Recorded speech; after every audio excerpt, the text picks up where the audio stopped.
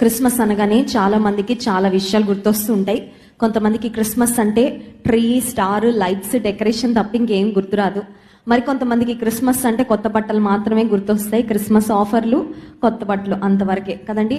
మరి కొంతమంది క్రిస్మస్ అనగానే బిర్యానీ, ప్లమ్ కేక్, ఆ తర్వాత ఇంట్లో అమ్మ చేసే పిండి పదార్థాలు, స్నాక్స్ అవన్నీ గుర్తొస్తూ ఉంటాయి.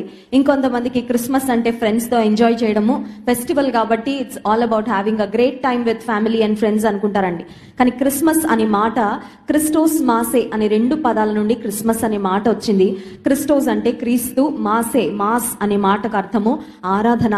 క్రీస్తును ఆరాధించటమే నిజమైన క్రిస్మస్. సో ఈ క్రిస్మస్ నిజంగా మీనింగ్ఫుల్ క్రిస్మస్ గా ఉండాలంటే ఈ క్రిస్మస్ ను మనం ఆత్మీయమైన క్రిస్మస్ గా జరుపుకున్నప్పుడే ఈ క్రిస్మస్ మన జీవితాల్లో ఒక అర్థవంతమైన క్రిస్మస్ గా ఉంటుంది. దేవుని ఆశీర్వాదాలను కూడా ఖచ్చితంగా మనకు తెచ్చిపెడుతుంది. Download ShareChat.